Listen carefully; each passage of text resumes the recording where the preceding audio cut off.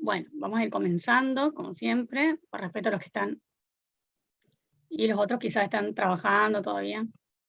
Bueno, a ver si me recuerdan dónde habíamos quedado, porfa. Em, Estuvimos repasando un poquito lo que decía Jorge Arnoleto, Ajá, la teoría política, sí, los dos problemas de la teoría política, la tradicional y la empírica. ajá. Ya dijimos la teoría política empírica en la ciencia política que reconoce el método científico, y ahí toma lo que es la obra de David Houston, ¿no? Que es ¿se acuerdan del paradigma conductista sistémico? Eso creo que dijimos ya con este grupo. Ajá, Sí, ¿se acuerdan que toma esa obra, no? Y se establece sí, como un paradigma, recuerden que es el inicio. Ahí tenemos que observar que existen diversos paradigmas que comienzan a aparecer a partir de 1960. Esto es fundamental, ¿no? El primer paradigma, el de David Houston, que es el paradigma sistémico conductista, ese es el primero, ¿recuerdan? Aparece en 1950. Pero luego, hacia 1970, 1960 van a aparecer nuevos paradigmas que tienen que ver con la teoría de los juegos, la teoría de la negociación, la teoría de los sistemas, la teoría de la comunicación, el estructural funcionalismo, ¿se acuerdan?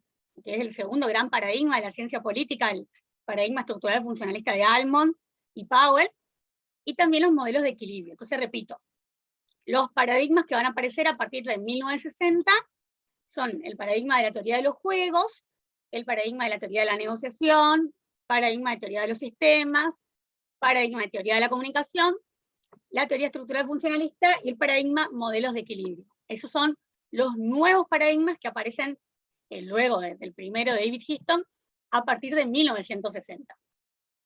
Una afirmación que hace Thomas Kuhn y que Arnoletto deja muy en claro en su obra, recuerden, es de Thomas Kuhn, dice que no tenemos que preocuparnos por cuál es la mejor, ¿no? O sea, cuál es el mejor paradigma que vamos a aplicar, sino cuál es el que se tiene, cuál es el que se debe aplicar.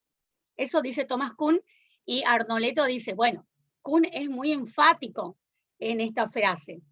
No nos tenemos que preocupar por cuál es el mejor paradigma, sino que debemos preocuparnos por cuál es el que se debe aplicar. Eso es lo que dice Kuhn. No nos tiene que preocupar, no nos tiene que interesar cuál es el mejor paradigma, sino cuál es el que se debe aplicar. Bien, siguiendo, digamos, a Kuhn, dice Arnoletto que las teorías políticas pueden ser mejor comprendidas como paradigmas. Esto es fundamental, ¿no? Dice Kuhn que las teorías políticas se van a comprender mejor, pueden ser comprendidas mejor como paradigmas. Las teorías políticas consideradas como paradigmas. Y el estudio sistémico de la política es una forma especial, dice Kuhn. El estudio sistémico de la política es una forma especial de investigación. Esta forma especial de investigación va a estar inspirada justamente en paradigmas. Esa es la cuestión.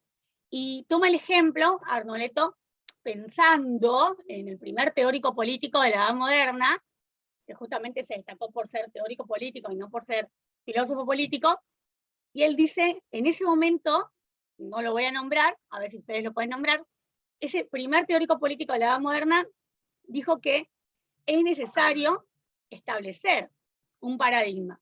¿Y qué era un paradigma para ese primer teórico político? Era, digamos, que debemos seguir un camino que nunca fue pisado por nadie. Chicos, ¿me esperan un ratito? ¿Qué?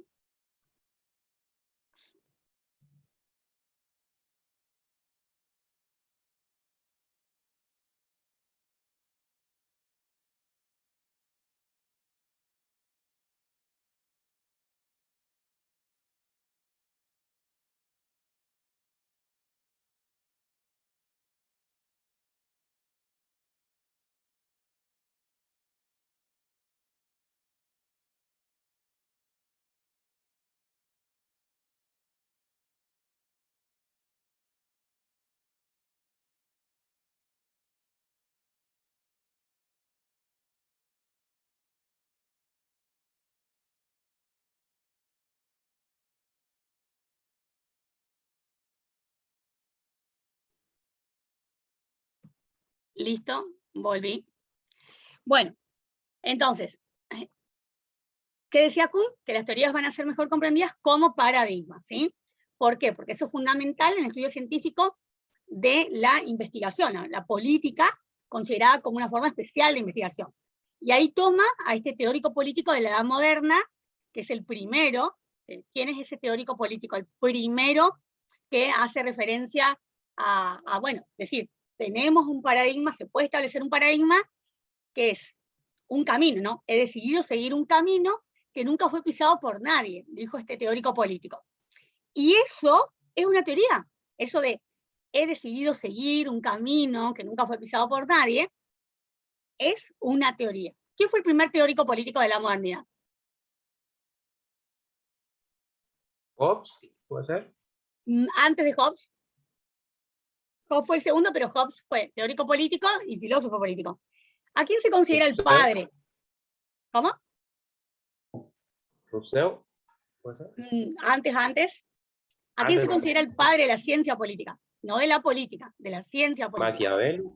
Nicolás Maquiavelo. Entonces, Nicolás Maquiavelo fue el primero que intentó esbozar, digamos, un concepto de paradigma cuando él dice que hay que seguir un camino. Esa frase que dijo, he decidido seguir un camino que nunca ha sido pisado por nadie. Con esa frase, he decidido seguir un camino que nunca ha sido pisado por nadie, es lo que estableció en su momento, en el siglo XVI, fue una teoría, estableció un paradigma, pero obviamente que todavía no se consideraba. Otra cuestión importante que resalta Arnoletto tiene que ver con la analogía entre la ciencia política y las ciencias naturales, ¿no? Existe una analogía, ciencia política y ciencias naturales. Dice Arnoletto que lo que sucede en la ciencia política y en las ciencias naturales es que existe una multiplicidad de paradigmas. ¿Dónde existe una multiplicidad de paradigmas? ¿En la ciencia política o en las ciencias naturales? Bueno, dice Arnoletto, en la ciencia política, porque en las ciencias naturales existe un paradigma único, un paradigma dominante. Sin embargo, en la ciencia política sí tenemos la multiplicidad de paradigmas. ¿Se acuerdan que había uno de los paradigmas, cuando hablábamos del paradigma artefacto, cosmovisión, ¿se acuerdan? Había un paradigma que hablaba de que existían muchos paradigmas, o sea, múltiples paradigmas, y que tenían que vivir armónicamente. ¿Se acuerdan? Convivir armónica, pacíficamente. Bueno, entonces dice Arnoletto, el que tiene un paradigma único son las ciencias naturales. La ciencia política tiene una multiplicidad de paradigmas. Cosmovisiones distintas. Cosmovisiones distintas. La ciencia política tiene cosmovisiones distintas. Sin embargo, las ciencias naturales tienen una cosmovisión única. Entonces, ciencia política, cosmovisiones distintas, mientras que las ciencias naturales tienen una cosmovisión única. Lo fundamental, dice Arnoletto, que hay que hacer foco, es en que en la ciencia política no tenemos un paradigma dominante, como sí ocurre en las ciencias naturales. ¿Por qué? Porque aquí pueden convivir pacíficamente, pueden convivir armónicamente los distintos paradigmas. Y en las ciencias naturales no, en las ciencias naturales tenemos siempre un paradigma dominante. Esa es la gran diferencia en lo que es esta analogía entre la ciencia política y las ciencias naturales. Entonces, a ver, ¿quién tiene un paradigma dominante? Las ciencias naturales. Las ciencias naturales, muy bien. ¿Quién tiene una cosmovisión única? Las ciencias naturales. Las ciencias naturales.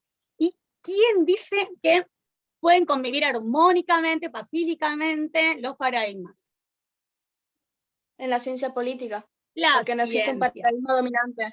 Excelente, excelente. ¿Vieron cómo van estudiando en la clase? Y lo último que dice Arnoletto, y con esto terminamos la unidad 2, hicimos la unidad 1 y 2, vamos a pasar a la unidad 3 ahora. Termina Arnoletto y dice que es difícil, es muy difícil trazar una línea entre los creadores de paradigmas y los usuarios de paradigmas. Esto es fundamental, lo dice Arnoletto, pero en realidad lo dijo Trotsky, que es muy difícil trazar una línea entre quiénes son los creadores de paradigmas y los que son los usuarios de paradigmas. Bien, ¿tienen alguna duda? Porque hicimos unidad 1 y unidad 2, ¿sí? Hasta hoy. Y ahora comenzaríamos con la unidad 3, que empezamos con, cambiamos de autor, y empezamos ahora con las ideologías, con las corrientes ideológicas.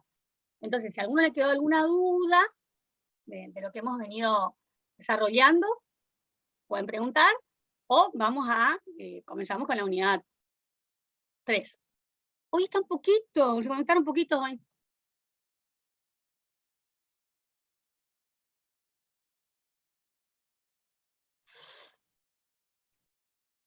Seguimos con la unidad 3, ¿les parece? Sí, profe. Sí, hoy Bueno, somos poquitos. está un poquito, sí, no habrán podido seguro. Bien, la unidad 3, el autor que comienza ahora, vieron que la unidad 1 y 2 lo tuvimos a Arnoletto. Ahora lo tenemos a Michael Sodaro. El politólogo Michel Sodaro es ahora el autor desde nuestra unidad 3, la parte de ideologías, luego la parte de democracia, lo vemos con Sodaro. ¿Sí? Nuestros dos grandes autores de la materia, Arnoletto y Sodaro. Podemos observar algunos conceptos de otros autores, como Schumpeter, por ejemplo, pero los dos grandes autores de teoría política 1 serían Arnoletto y, a partir de ahora, Sodaro. Bueno, si yo les pregunto, ¿qué es una ideología? ¿Qué concepto se les viene a la mente? ¿O a qué les parece que hace referencia cuando pensamos en una ideología? Es lo que uno cree que es correcto, que está bien. Lo que uno cree que es correcto. Me gusta eso de las creencias. Eso está relacionado. ¿Qué más? ¿Qué sería una ideología? Viene ahí con lo de las creencias. ¿Tiene que ver con lo que puedo percibir, por ejemplo, también? ¿O no? ¿Qué les parece? Sí, porque cada uno percibe a su modo. Cada uno tiene su perspectiva de cómo ve las cosas y, bueno, sigue esa ideología. Muy bien. Tiene que ver con eso también. Vamos a ver cuándo surge. Este término ideología va a surgir en el siglo XVIII, 1796. Yo por lo menos nunca pregunto la fecha, porque para mí las fechas son para los historiadores, no para nosotros, que somos los politólogos, no. Pero por lo menos marquen en su apunte que surge en el siglo XVIII, ¿no? 1796, siglo XVIII, con un autor que se denomina, un autor inglés, que se denomina D. Tracy, así, T, o sea, la D sola, y después T-R-A-C-Y, de Tracy. Bueno, él dice que la ideología es una ciencia de las ideas humanas. Así define a la ideología. De Tracy dice, la ideología es una ciencia de las ideas humanas. Y al mismo tiempo dice que es un conjunto de representaciones. Representaciones, valores, pensamientos, y estas representaciones, estos valores, estos pensamientos, ¿de dónde van a surgir? De la vida social. Y son las que integran de modo esencial a esta vida social. Son las que integran de modo esencial a la sociedad. Entonces, la ideología, como ciencia de las ideas humanas, al mismo tiempo, dice Tracy, es un conjunto de representaciones, de valores, de pensamientos que van a surgir desde la vida social, o sea, van a surgir desde la sociedad, y van a integrar esa sociedad como una parte esencial, un modo esencial de esa sociedad. Al mismo tiempo, ¿sí? Y esto se lo agrega Sodaro, no de Tracy, dice Sodaro, que son representaciones colectivas de la realidad. Eso ya dice Sodaro, ¿no? Cuando hace referencia a una ideología, dice, bueno, la ideología tiene que ver con representaciones, pero estas representaciones no van a ser representaciones individuales, sino que son representaciones colectivas. ¿Representaciones colectivas de qué? De la realidad. Y estas representaciones, que son colectivas acerca de la realidad, van a estar atravesadas por juicios de valor. Representaciones colectivas de la realidad que se van a atravesar, van a estar atravesadas por juicios de valor. Y díganme si no es así. Hablar de ideologías es muy difícil. O sea, generalmente en una mesa, cualquiera o entre amigos, hablar de ideologías no es lo más recomendable, ¿no es cierto? Bueno, porque tienen que ver con esto, con juicios de valor. Y agrega Sodaro, que también la ideología tiene que ver con esto que decías vos, tiene que ver con un sistema de creencias. Sí o sí, una ideología tiene que ver con un sistema de creencias, con la forma de percepción, con las actitudes. Sistema de creencias, forma de percepción, actitudes, porque estas creencias, estas actitudes son las que van a motivar, son las que van a orientar tanto la participación social como la participación política. Por eso son muy importantes. Las creencias, las percepciones, las actitudes, porque son las que a corto plazo, en algunos casos a largo, pero a corto plazo son las que van a motivar y las que van a orientar lo que nos interesa, la participación social y la participación política. Entonces, ¿cuál es el concepto de ideología que nos da de Tracy, el autor de Tracy? Era T-R-A-C-Y.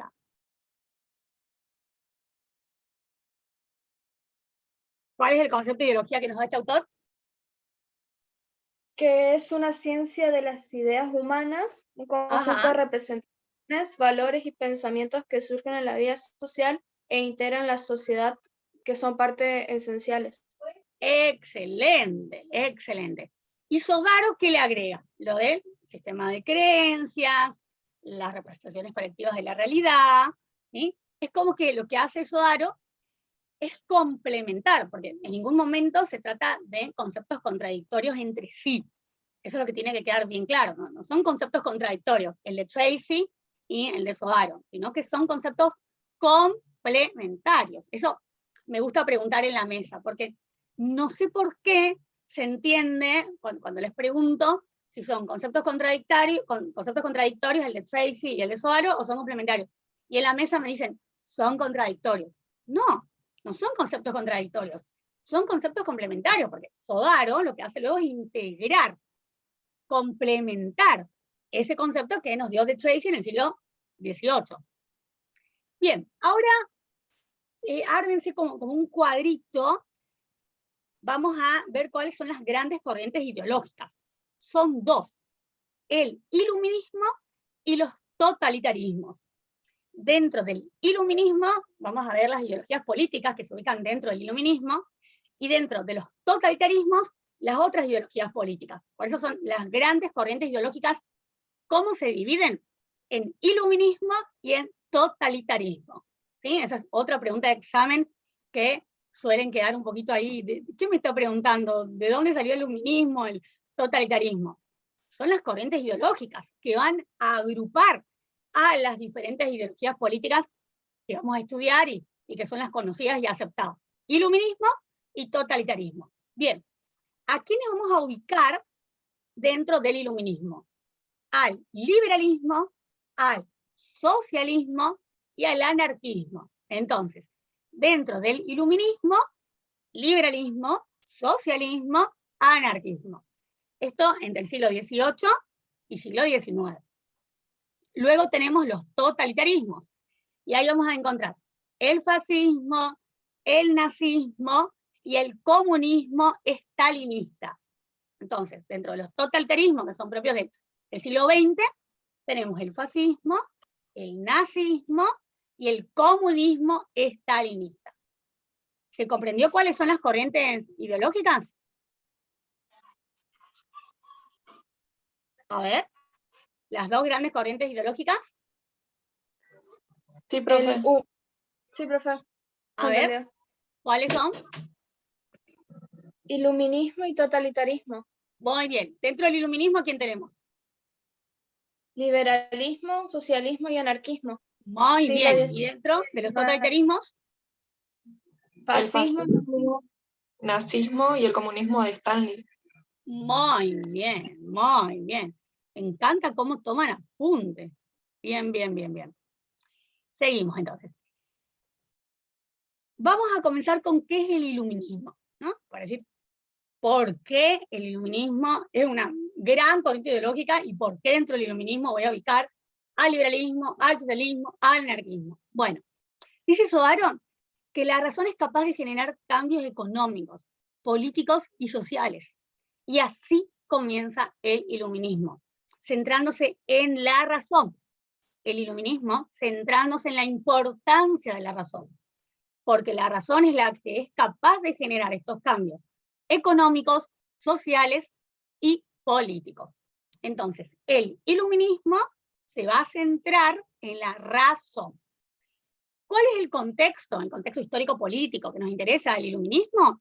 La Revolución norteamericana, la Revolución francesa, la Revolución en orden, Revolución norteamericana, Revolución industrial, Revolución francesa. El contexto histórico-político. Entonces, Revolución norteamericana, 1776, la Revolución industrial, bueno, 1756, la Revolución industrial, y la Revolución francesa, 1789. Ese es el contexto histórico-político. ¿Por qué? ¿Por qué al iluminismo le interesa la Revolución industrial, la Revolución norteamericana, la Revolución francesa? Porque ahí es donde se van a llevar a cabo los grandes cambios sociales, ¿sí?, que van a marcar el inicio del iluminismo. Esto es fundamental, es por eso que interesa la Revolución industrial, la Revolución norteamericana y la Revolución francesa, porque es aquí donde se llevan a cabo los grandes cambios sociales, ¿sí?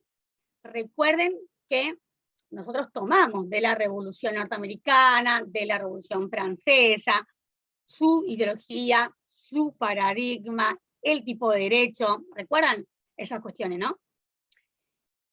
Otra cuestión que dice Sodaro es la fe en un progreso continuo.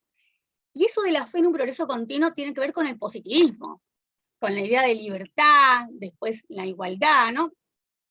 Esos grandes emblemas, estos valores que van a ser fomentados por la Revolución Francesa, recuerden. Pero dice Sodaro, la fe en progreso continuo, que es el positivismo. Y dice que el iluminismo, Sodaro, atención con esto, el iluminismo se va a oponer al absolutismo y a la nobleza, al mercantilismo y al poder de la Iglesia. Esto es algo que hay que apuntar muy bien. ¿A quién se va a oponer? Entonces, el iluminismo se opone al absolutismo, a la nobleza, al mercantilismo y al poder de la Iglesia. ¿Se acuerdan del mercantilismo que era? Que el primer año en ciencia política vimos que es el sistema político de qué Estado, de qué forma de Estado, el mercantilismo. ¿Se acuerdan las formas de Estado? Absolutista, liberal, de bienestar, neoliberal. Bueno, el mercantilismo era el sistema económico de qué forma de Estado.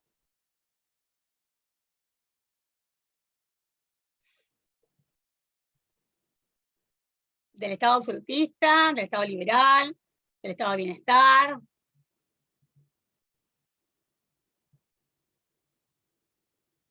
¿No se acuerdan?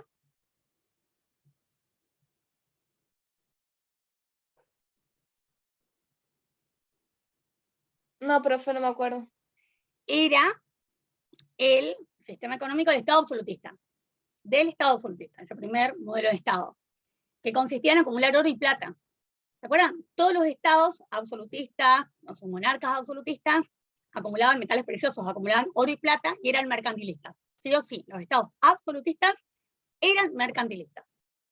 Otra cuestión que dice Sodaro con respecto al iluminismo, Sodaro dice, hay que dejar bien en claro que el iluminismo, más que una escuela de pensamiento, fue una mentalidad de la burguesía. Eso es fundamental lo que dice Sodaro. El iluminismo, más que una escuela de pensamiento, fue una mentalidad de la burguesía. Parte del clero, no todo el clero, parte del clero y de la nobleza. Recuerden que cuando hablamos del clero, hablamos de los miembros de ¿qué?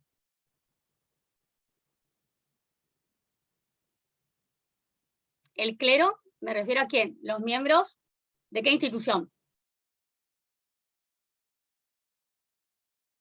¿A quién se le dice clero? Porque la nobleza, sabemos quiénes eran, ¿no? La parte de la realeza, luego la burguesía, porque dice, el iluminismo, más que una escuela de pensamiento, fue una mentalidad de la burguesía, ¿no? Esa clase social que va a surgir ya en la edad moderna, ¿sí?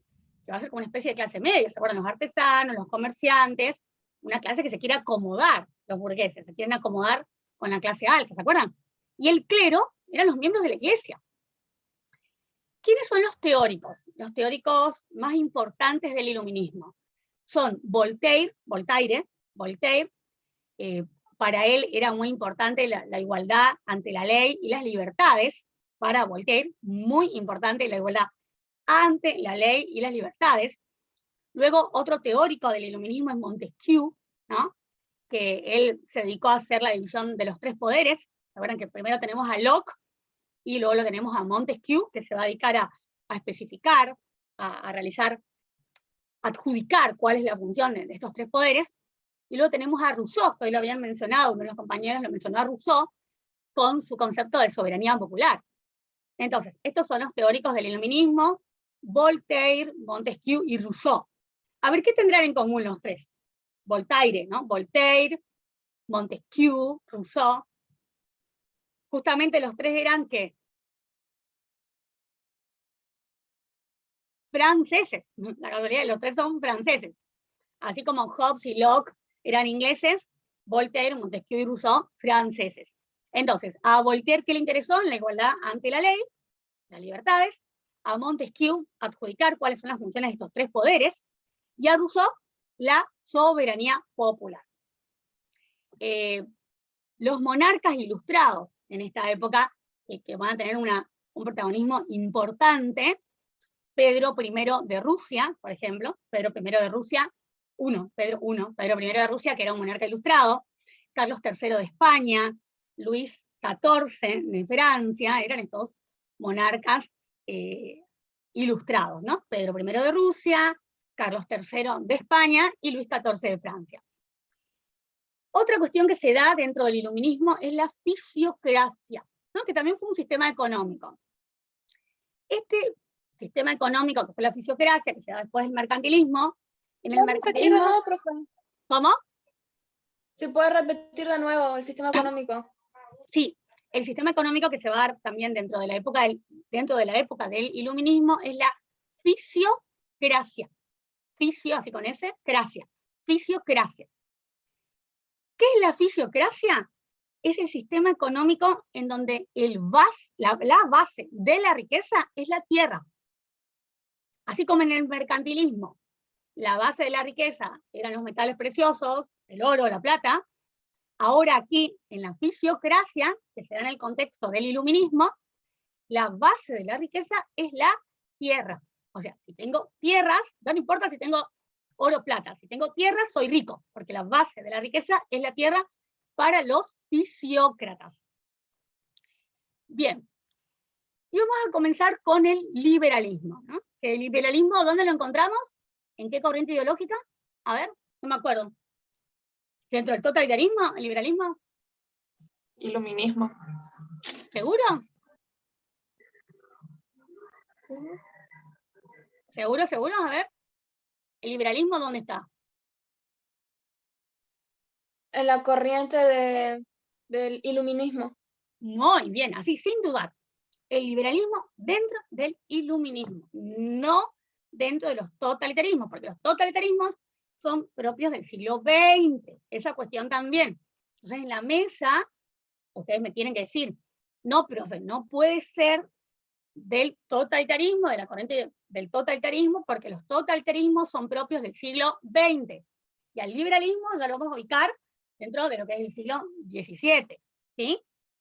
Y 18, donde se consolida el liberalismo. Entonces, el liberalismo, dice Sodaro, que es una doctrina de la naciente burguesía. Esa burguesía que comenzaba a nacer en el siglo XVII, específicamente, ahí encontramos al liberalismo. Y se va a imponer, se va a consolidar en el siglo XVIII. Fundamental. Nace en el siglo XVII, con la burguesía que estaba naciendo, pero recién se va a poder consolidar cuando en el siglo XVIII. Y dice Sodaro que es una ideología política, el liberalismo, que no es homogénea. ¿Por qué no es homogénea? Porque vamos a tener los principios teóricos del liberalismo de Adam Smith, y luego los principios teóricos que se van a dar hasta la época en la que va a aparecer Keynes, que ya es en el siglo XX. Entonces, lo fundamental es tener en cuenta que el liberalismo como ideología política no es homogéneo, ¿sí? La idea fuerza, dice Sodaro, o sea, la idea principal del liberalismo es la lucha por las libertades. Esto es fundamental que se apunte. Esa es la idea fuerza, esa es la idea principal, la lucha por las libertades.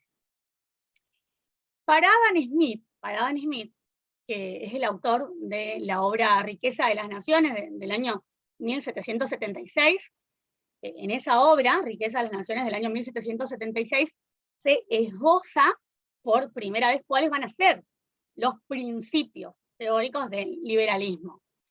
Y para Adam Smith, la economía es regulada naturalmente por la oferta y la demanda. Naturalmente se va a regular la economía por la oferta y por la demanda. ¿Y cómo se llamó eso para Adam Smith? La mano invisible. La mano invisible significa que la economía naturalmente va a ser regulada por la oferta y por la demanda. Nadie debe intervenir, decía Adam Smith. Nadie puede intervenir forzando su dirección, o sea, forzando la dirección de la economía. Más que nada lo que se refería a Adam Smith aquí era al Estado. Decía, no debe intervenir, no puede intervenir el Estado porque el Estado, si interviene, lo que va a hacer es forzar la dirección. Entonces, Adam Smith, para él, la economía es regulada naturalmente por la oferta y por la demanda. Eso es la mano invisible. Luego van a existir otros pensadores, también que van a ser los primeros teóricos del liberalismo, en lo económico, porque recuerden que el liberalismo es una ideología política y también una doctrina económica, un sistema económico. Otros pensadores del liberalismo van a ser David Ricardo, Robert Malthus, otros teóricos del liberalismo, ¿sí? En cuanto a lo económico, David Ricardo y Robert Malthus. Bien, en cuanto al liberalismo político, ¿sí? Eso apuntar bien. Ahora estamos en lo que es el liberalismo político. ¿Qué es lo que le va a interesar al liberalismo político como doctrina política? La defensa de las libertades, de la propiedad privada. Defensa de las libertades, acá surge el concepto de propiedad privada. Ese concepto de propiedad privada como un reaseguro, reasegurar la libertad. Porque antes la propiedad no era privada. Entonces, la propiedad privada como reasegurar, como un reaseguro de libertades. La economía de mercado, también muy importante, y el libre cambio. Entonces, la defensa de las libertades, surge el concepto de propiedad privada, la economía de mercado y el libre cambio.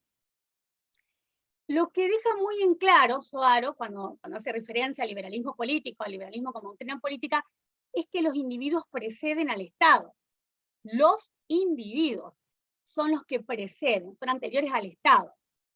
Y dice, hay un contrato social que lo crea para defender ese pacto a través de las leyes, que es el Estado constitucional, porque con el liberalismo va a surgir este concepto de Estado constitucional. Los individuos son anteriores, los individuos preceden al Estado, y hay un contrato social que es el que lo crea para defender ese pacto a través de las leyes, y es el Estado constitucional. Entonces, los individuos en libertad, esto es fundamental, los individuos en libertad, que esto se logra ahora, son capaces de crear, además son los que tienen las condiciones de su propio progreso. Antes, en el Estado absolutista, ahora estamos en el liberalismo, obviamente con el segundo modelo de Estado, que es el Estado liberal. Antes, los individuos no eran capaces de crear, y ahora con el liberalismo son capaces de crear condiciones de su propio progreso. Pero existe un límite, dice Sodaro. Hay que tener en cuenta que hay un límite con respecto a estas libertades, que si bien se defienden las libertades, hay un límite. Y el límite de esas libertades es la voluntad de la mayoría. Ese es el límite a las libertades. La voluntad de la mayoría. La voluntad de la mayoría no es otra cosa más que el bien común, dice Sodaro. Entonces, esa defensa de las libertades que hace el liberalismo, en este caso el liberalismo político, tiene que tener un límite, y ese límite es la voluntad de la mayoría, que no es más que otra cosa que el bien común. ¿Se va comprendiendo? Entonces, sí, profesor. Si les pregunto, ¿qué defiende el liberalismo político? El liberalismo considerado como doctrina política, ¿qué es lo que va a defender?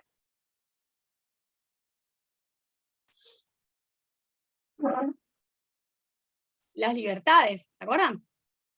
En primer lugar, las libertades. Y lo nuevo es el concepto de propiedad privada, no se olviden. Pero lo que tiene que quedar bien en claro es que hay un límite a esas libertades. Porque, o si no se piensan que es absoluto. No, no es absoluto. El límite tiene que ver con la voluntad de la mayoría. Eso es fundamental que se comprenda. No, no es una libertad absoluta. Eso también cuando se les pregunta en la mesa de examen, responden, es una libertad sin límite, es una libertad absoluta.